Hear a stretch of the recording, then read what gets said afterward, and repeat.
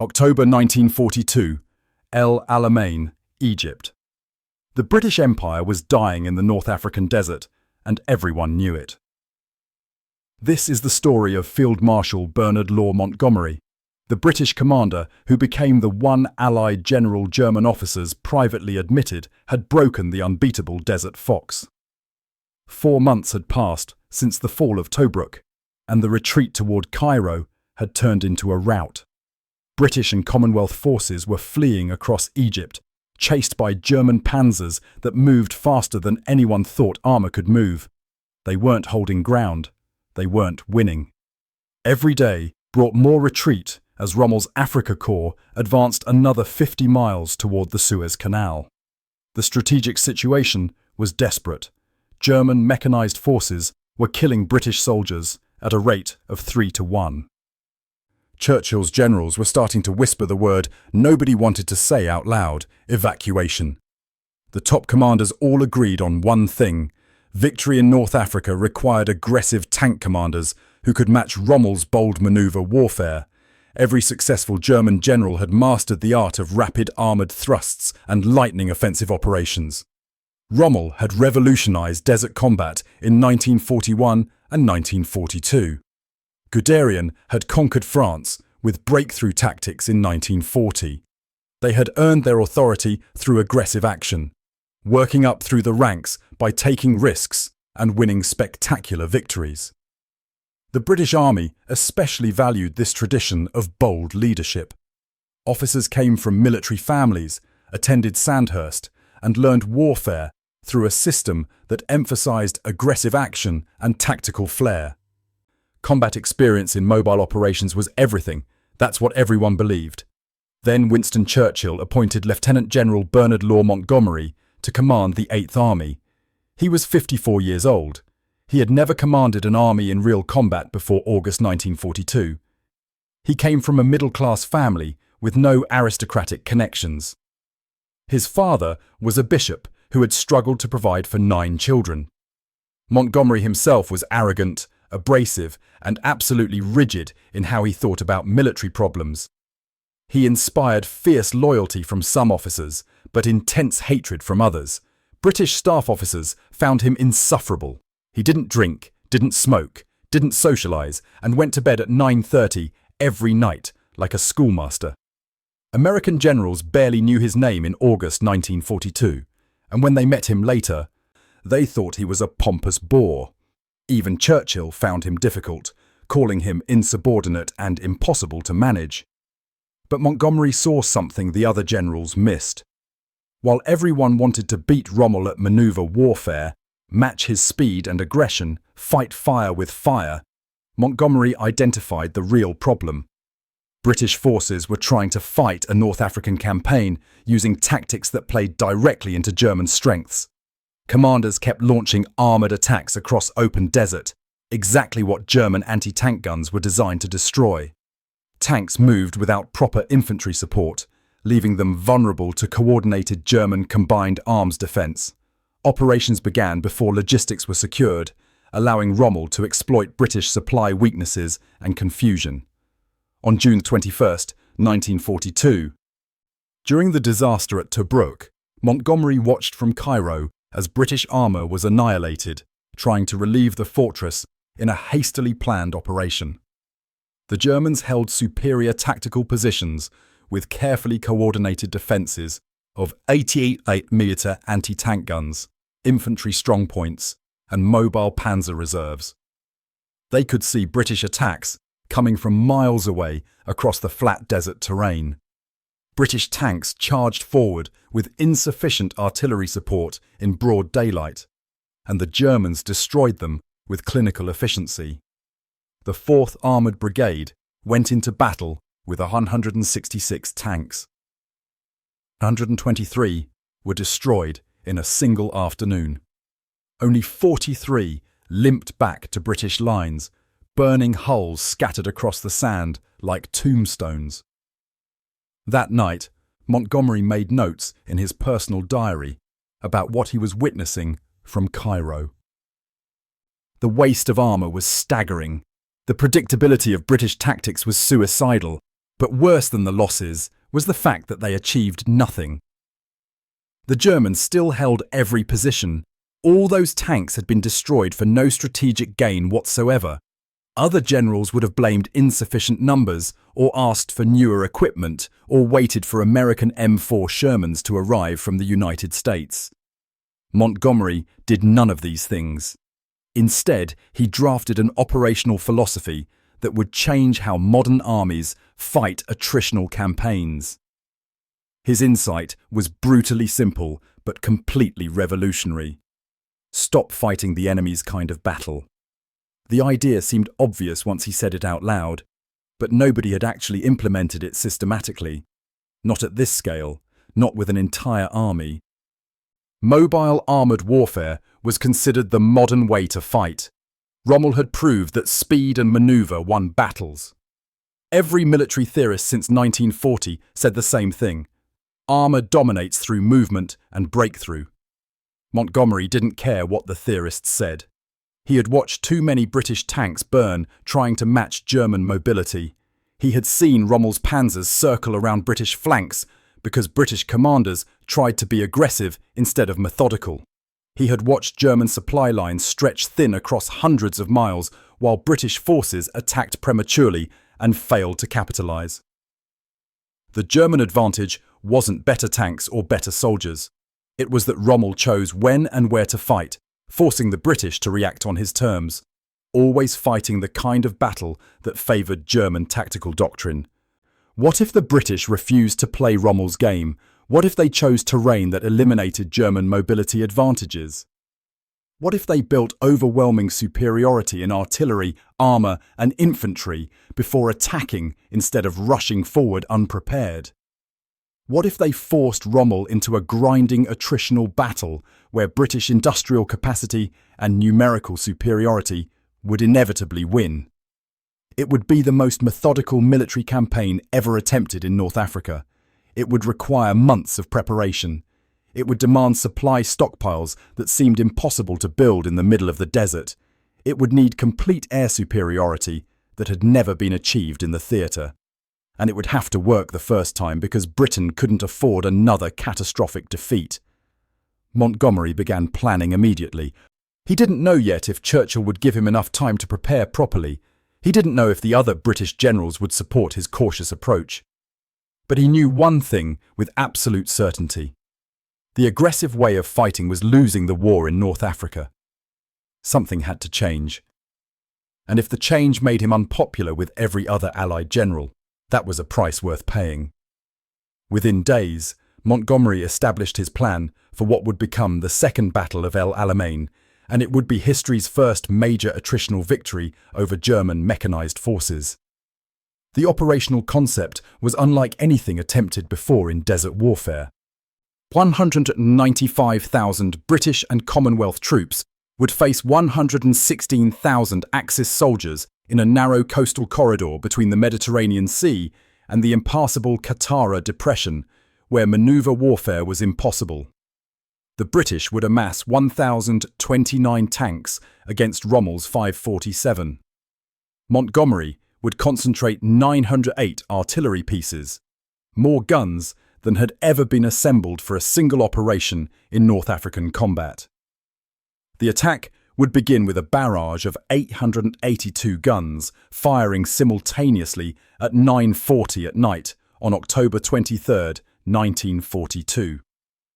But armour couldn't simply charge forward through minefields like in previous disastrous attacks. German and Italian engineers had laid over 500,000 mines across the El Alamein position, creating barrier fields sometimes 5 miles deep. British infantry would have to clear paths by hand under fire, working through the night while German artillery targeted them. Engineers would need to mark safe lanes with white tape for the armour to follow. Sappers would advance through mine belts while machine gun fire and mortar rounds tried to kill them. Montgomery needed a way to get his infantry through the killing zones while his engineers cleared paths under the protection of darkness. The solution was revolutionary in its systematic application. He ordered his forces to attack at night under a nearly full moon when visibility would be just enough to navigate but poor enough to limit German defensive fire. Infantry would advance behind the greatest artillery barrage in British military history. Engineers would clear mine lanes while the guns kept German defenders suppressed and unable to organise effective counter-fire. The armour would wait behind the infantry, only moving forward when paths were completely secure and verified. This completely reversed standard armoured doctrine, which put tanks in the vanguard. Montgomery called the mine-clearing phase Operation Lightfoot, and the tactics developed for it would become standard procedure in every modern army facing obstacle belts. The biggest operational challenge was maintaining momentum through 12 days of grinding combat. How do you sustain an offensive through 5 miles of minefields while German counterattacks try to seal every breakthrough? How do you prevent the battle from collapsing into the kind of stalemate that had characterized the Western Front in 1917? Montgomery developed a system he called crumbling. British forces would open corridors through the minefields, then systematically destroy German defensive positions piece by piece like crumbling a biscuit. Infantry would capture strong points. Artillery would obliterate counterattacks before they could develop momentum. Engineers would keep expanding the corridors. The armour would only commit when German defences had been sufficiently degraded, and the breakthrough was inevitable. Rommel's intelligence officers read captured British operation orders and called it suicidally slow and predictable. German armour commanders argued that any attack this methodical could be easily defeated by mobile panzer reserves concentrating against the obvious penetration points. The assault corridors would become killing zones where British infantry would be slaughtered. German 88-metre guns positioned in depth would destroy any armour that pushed through the narrow lanes. Montgomery's own staff worried that the mine clearing would take too long and cost too many casualties. Combat engineers estimated they could clear maybe 24 lanes through the minefields in a single night. German artillery would target those lanes relentlessly, turning them into death traps. One Korps commander looked Montgomery in the eye and said bluntly that this plan would result in catastrophic casualties for minimal gain, another Somme in the sand. But Lieutenant General Bernard Freyberg, commanding the 2nd New Zealand Division, backed Montgomery without reservation. Freyberg was a veteran of Gallipoli and the Western Front, holder of the Victoria Cross, a man who understood infantry warfare as intimately as any officer alive. He knew the mathematics of desert combat. Aggressive tank attacks meant losing armour faster than it could be replaced. The British Empire was running out of trained tank crews. Every week brought fresh casualties and fewer experienced soldiers to replace them. Freyberg told his sceptical officers the truth they didn't want to hear. Montgomery's plan might take 12 days of grinding combat, but it would break Rommel's army completely and irreversibly. The old aggressive way guaranteed more spectacular defeats that would eventually lose North Africa, Egypt, and possibly the entire Middle East. October 23rd, 1942, 9:40 at night. The night was clear, with a bright moon hanging over the Mediterranean coast. 882 artillery pieces opened fire simultaneously across a 6-mile front. The barrage was unlike anything seen in North African warfare. Shells fell at a rate of over 1,000 rounds per minute. The earth shook continuously, like an earthquake. German positions disappeared under carpets of high explosive. Command bunkers collapsed. Communication trenches caved in. Ammunition dumps exploded in massive fireballs that lit the night sky orange and red. Rommel was in Germany on medical leave, recovering from illness and exhaustion. He expected the British to wait weeks before attacking, if they attacked at all. That's what intelligence assessments predicted based on previous British behaviour. That's what German experience in the theatre suggested. German forces were resting in their positions, rotating units back from the front line, conducting routine maintenance on vehicles and weapons. The first warning many German soldiers had was the sound of British artillery shells screaming overhead in their thousands. By the time they scrambled from their dugouts to their fighting positions, British infantry was already advancing behind the barrage. The mine-clearing operations worked exactly as Montgomery had planned. Engineers moved forward with metal detectors and bayonets, probing carefully for mines. They worked in the light of the moon and the flashes from the continuous barrage. They marked cleared paths with white tape that glowed eerily in the moonlight. Infantry followed immediately behind them, moving through the lanes in tight columns, rifles ready. It was methodical. It was slow. It was nothing like the dramatic armoured breakthroughs everyone expected from modern warfare. But it worked with devastating effectiveness. German defenders couldn't organise effective counterfire because the British artillery barrage kept them pinned down in their shelters. By 2 o'clock in the morning, British infantry had penetrated 3 miles into German positions. 24 corridors had been cleared through the mine belts. Commonwealth forces were farther forward than any previous attack in the Desert Campaign had managed. The casualties were severe, but sustainable.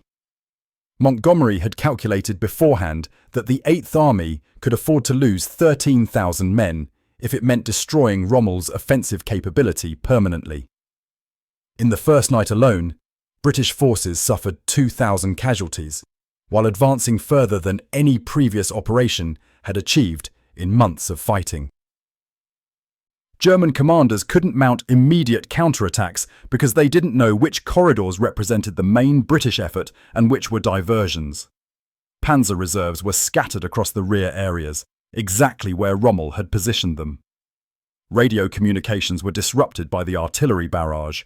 German officers couldn't coordinate their armour effectively in the darkness and confusion. Rommel flew back from Germany on October the 25th in a desperate race against time.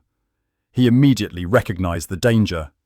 This wasn't the kind of battle he could win through manoeuvre and brilliant counterattack. Montgomery had forced him into exactly the kind of grinding attritional struggle that favoured British strengths in artillery, air support and industrial capacity. The battle continued for 12 days of relentless combat.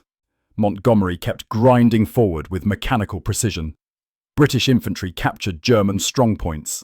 Artillery destroyed counterattacks before they could develop momentum. Engineers kept expanding the safe corridors. The armour waited patiently for the breakthrough moment, refusing to be rushed into premature commitment.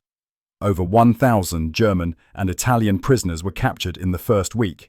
350 German and Italian tanks were destroyed or abandoned. The British lost 500 tanks, which sounds catastrophic until you understand that Montgomery had planned for exactly these losses and had replacement tanks already positioned in rear supply areas. For the first time in North African combat, the British could replace losses faster than the Germans, a reality that changed the strategic calculus completely. The 21st Panzer Division ceased to exist as an effective fighting force. It was simply ground down, worn out, destroyed through systematic attrition over days of continuous combat. The Italian Ariete Armoured Division was annihilated attempting to hold a position against concentrated British armour and artillery. Most importantly, Montgomery had proved that methodical attritional warfare could defeat German mechanized forces at the operational level. This wasn't a small tactical victory or a limited operational success in favourable terrain. This was an entire army executing a systematic campaign that broke the legendary Afrika Korps. Every manual that said modern warfare required speed and manoeuvre was now proven incomplete. Every general who said you had to match Rommel's aggression had to reconsider everything they thought they knew about armoured warfare. On November the 4th, Rommel gave the order to retreat westward across Libya. His army was shattered beyond immediate reconstitution. He had lost over 30,000 men killed, wounded, or captured. His tank force was decimated. His supply situation was desperate. Most importantly, He had lost the psychological advantage he'd held over British commanders for 2 solid years. When morning came on November the 5th, and staff officers compiled the final casualty reports, the statistics told a story that changed military thinking worldwide. Previous British offensives in North Africa had typically gained minimal ground while suffering defeats that forced further retreat. Alamein gained over 100 miles of territory as Rommel's forces fled westward across Libya in disorder. British casualties were high at 13,500 killed and wounded, but for the first time they had inflicted far greater losses on German and Italian forces while achieving complete strategic objectives. The casualty exchange ratio had reversed. The territorial gains were unprecedented. The strategic impact was incalculable. German intelligence reports captured months later in Tunisia revealed something even more significant than the tactical victory. The psychological impact on German strategic planning was severe and lasting. A classified assessment from OKW headquarters in Berlin stated clearly, British forces under Montgomery demonstrated unexpected operational competence and systematic planning. 8th Army executed complex operations with precision previously unseen in this theatre. Assessment: Montgomery represents a fundamental shift in British command effectiveness. Then came the sentence that revealed everything about how German High Command viewed the new British commander. This British general understands attritional warfare better than any defensive commander we have faced. He will accept casualties to achieve objectives and cannot be baited into premature attacks or rash decisions. The report was classified, meant only for German eyes at the highest levels of command. It wasn't propaganda or exaggeration for public consumption. It was a professional military assessment from experienced staff officers, and it identified Montgomery as a fundamentally different kind of threat than Rommel had faced before El Alamein. Field Marshal Erwin Rommel himself, who commanded the Afrika Korps with legendary skill and had humiliated British generals across 2 years of desert warfare, wrote about Montgomery years later in his memoirs published after the war. Rommel was considered the greatest German field commander in any theatre, a tactician who had become a household name even in Allied countries. His words about Montgomery were striking in their professional honesty. Montgomery was the only British general who never made a significant mistake in North Africa after taking command. He refused to fight my kind of battle. He built overwhelming strength before attacking and would not be rushed or provoked. He accepted no risks and gave me no openings to exploit. Fighting him was like fighting a machine that ground forward regardless of tactical setbacks. The Wehrmacht began circulating specific assessments of Montgomery to all commanders in North Africa and later in Italy and Northwest Europe.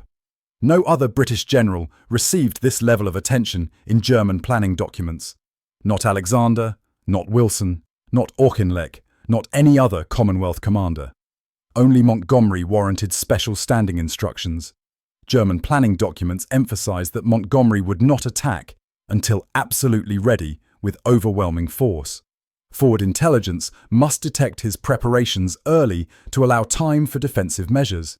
Defensive positions must be deeper than normal because he would sustain attacks longer than other British generals and would not be discouraged by initial failures.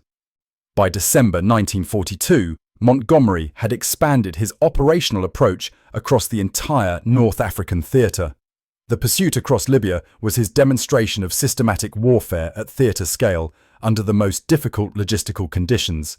The mission was to destroy Rommel's remaining forces before they could establish new defensive positions in Tunisia.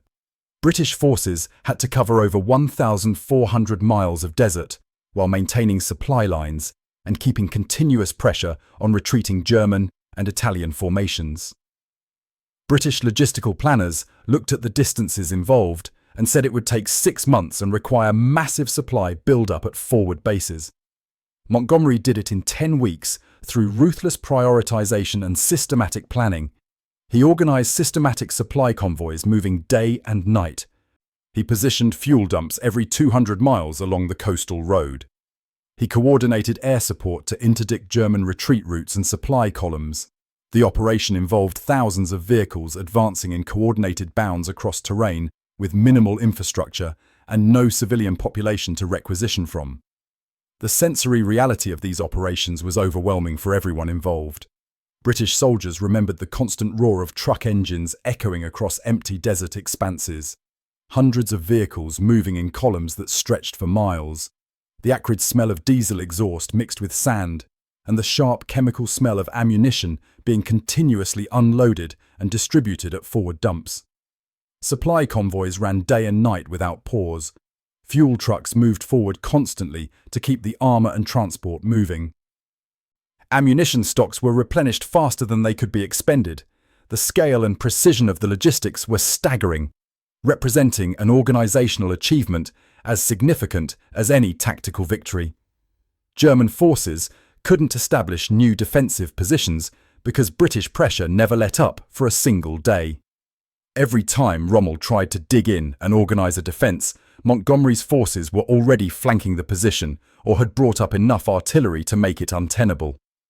Every attempt to counterattack met concentrated British artillery fire and overwhelming armour superiority.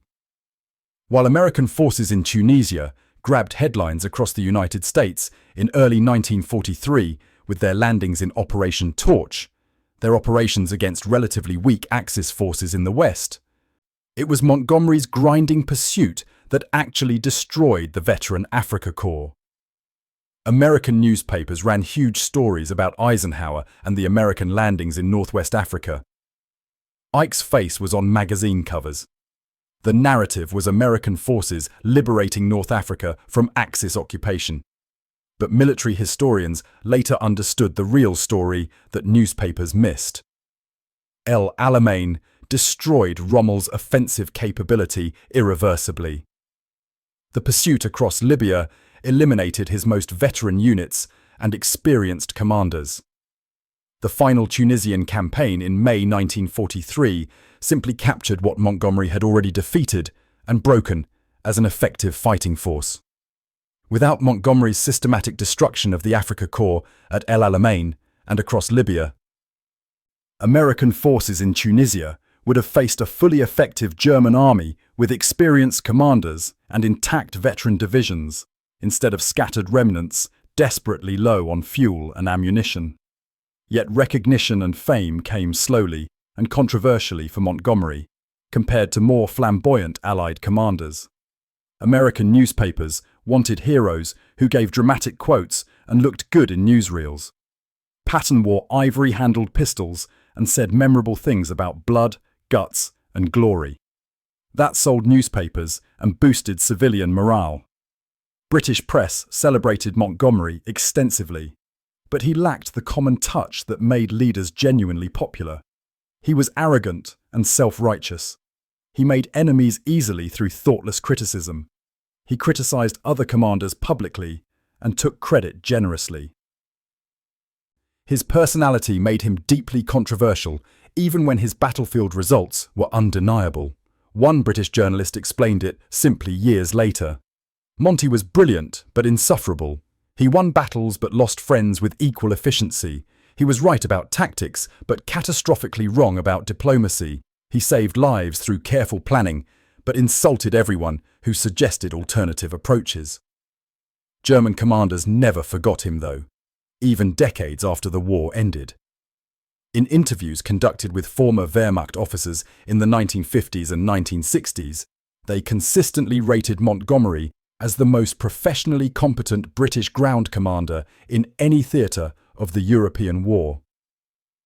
General Fritz Bayerlein, who served as Rommel's chief of staff throughout the North African campaign and knew desert warfare as intimately as any officer alive, gave an assessment that was devastating in its implications for other Allied commanders.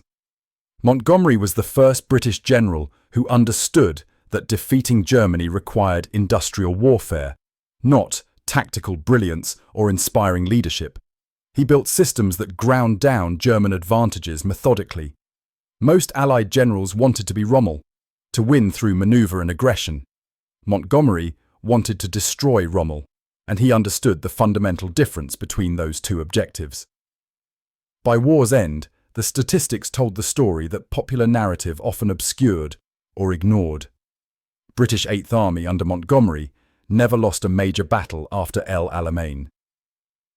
They defeated German forces decisively in North Africa, Sicily, and Italy. They fought through some of the most difficult terrain in Europe while suffering lower casualties per objective captured than comparable Allied formations in other theatres. Most importantly, they did this while facing veteran German divisions commanded by experienced officers, not second-rate garrison troops. El Alamein wasn't won against inferior opposition. Montgomery had beaten Rommel's best units at the peak of their combat effectiveness. Montgomery's innovations didn't die when the war ended in 1945. They became military doctrine, studied and applied by armies worldwide for decades. His systematic approach to mine-clearing operations directly inspired every modern combat engineering procedure used today. The methodical techniques for breaching obstacle belts under fire that Montgomery's engineers developed at El Alamein became the foundation for NATO doctrine and American Army engineering manuals. The Soviet concept of deep battle operations, where armies sustain offensives through systematic logistics and continuous pressure, rather than dramatic breakthrough attempts, showed clear influence from Montgomery's North African campaigns. Soviet generals studied El Alamein extensively in the post-war period and adopted similar, methodical approaches to operational planning. The Israeli Defense Forces, fighting multiple wars against numerically superior opponents in difficult terrain, explicitly based their operational planning on Montgomery's fundamental principles. Israeli commanders emphasized building overwhelming local superiority before attacking, refusing to be baited into premature operations, and accepting no battle unless confident of victory. Every modern professional army studies systematic operational planning today. The logistics-focused approach to campaign design. The emphasis on sustainability over tactical brilliance. These were pure Montgomery, filtered through decades of military evolution, but following the same fundamental logic he established. After the war ended in 1945, Montgomery rose to the highest positions in British and Allied military leadership. He became Chief of the Imperial General Staff from 1946 to 1948, the top position in the British Army. Then he became Deputy Supreme Commander of NATO, the second highest military position in the entire Western Alliance, a role he held from 1951 to 1958 during the critical early Cold War period. He shaped NATO doctrine and strategy during the alliance's formative years. He established the defensive posture in Western Europe against potential Soviet aggression. He trained an entire generation of NATO officers in systematic operational thinking, rather than relying on tactical improvisation and individual brilliance. Everything he touched became more organized, more systematic, more focused on sustainable operations, rather than dramatic gestures and heroic sacrifices. Yet despite holding the highest military positions in Britain and NATO for over a decade, his reputation remained deeply controversial and divisive. American generals particularly disliked him and made no secret of it. Eisenhower found him difficult to work with and nearly impossible to manage. Bradley thought he was arrogant, glory-seeking, and impossible to satisfy. Patton despised him openly and said so repeatedly to anyone who would listen. When Montgomery died in March 1976 at age 88, his obituaries reflected this profound ambivalence about his legacy. The Times of London gave him extensive coverage, but much of it focused on his difficult personality and conflicts with Allied commanders rather than his battlefield achievements. The New York Times coverage was respectful, but emphasized his clashes with American commanders and his controversial public statements. The general that German field marshals privately rated as the most professionally competent British commander of the entire war received less popular celebration than more flamboyant officers who made better newspaper copy and better dinner companions. The contrast reveals something profound and uncomfortable about military leadership and historical memory that extends far beyond World War II. Patton's aggression was photogenic and dramatic. He looked great on camera with his pistols and his profanity. His personality was larger than life and perfect for heroic narratives. Montgomery's methodical competence was not photogenic or dramatic. Nobody wants to watch a general explaining logistics procedures and mine-clearing techniques in a reedy voice. Eisenhower's political skills and diplomatic abilities played beautifully in American media and made him a natural choice for Supreme Commander and later President. His ability to manage coalition politics made him indispensable to the Allied cause. Montgomery's complete lack of political tact and diplomatic sensitivity made him effectively unemployable outside strictly military contexts, where his abrasiveness could be tolerated for results. Americans wanted heroes who embodied national character and values. Patton represented aggressive individualism and frontier spirit. Eisenhower represented democratic cooperation and modest professionalism. Both fit American self-image perfectly and became enduring cultural icons. British wanted leaders who projected understated competence combined with personal humility and self-deprecation. Montgomery projected competence without any humility whatsoever. He was right too often and reminded everyone of it too frequently and too publicly. That kind of arrogance made people profoundly uncomfortable, even when it was backed by undeniable results. But effectiveness and popularity are completely different measurements of leadership quality, and Montgomery achieved what military commanders are actually supposed to achieve in war: mission success, with acceptable casualties relative to objectives gained. His forces suffered 40% fewer casualties per mile advanced than comparable British operations before El Alamein. 40%. Those statistics represent tens of thousands of British and Commonwealth soldiers who survived the war and returned home instead of dying in North African desert or Italian mountains or French fields. Those men got to return home to their families after the war ended.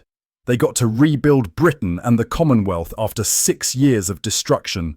They got to live full lives and raise children and grow old because a methodical, arrogant general treated them like valuable resources to be conserved rather than expendable assets to be spent freely in pursuit of tactical glory. The lesson extends far beyond World War II and military history into leadership in every field. The most effective leaders often aren't the most beloved or celebrated. Real innovation and sustainable success come from systematic thinking and professional competence, not from inspiring speeches and personal charisma or dramatic gestures. Montgomery saw warfare as an engineering problem requiring systematic solutions and methodical execution. Exactly that mindset makes him unpopular and controversial because it challenges romantic notions of military glory and questions comfortable assumptions about heroic leadership. But that same mindset wins campaigns and saves lives at scale. Professional organizations resist people like Montgomery because they make traditional leaders look inadequate and outdated by comparison. It's easier and more comfortable to celebrate the general who gives inspiring speeches than to promote the general who reduces casualty rates through boring logistics and careful planning. Today's military professionals study Montgomery's operations in detail at staff colleges worldwide. The 1991 Gulf War used systematic build-up and overwhelming preparation as central strategy, directly applying operational principles Montgomery established in 1942. Coalition forces spent months building supply stockpiles and overwhelming force concentrations before launching Desert Storm.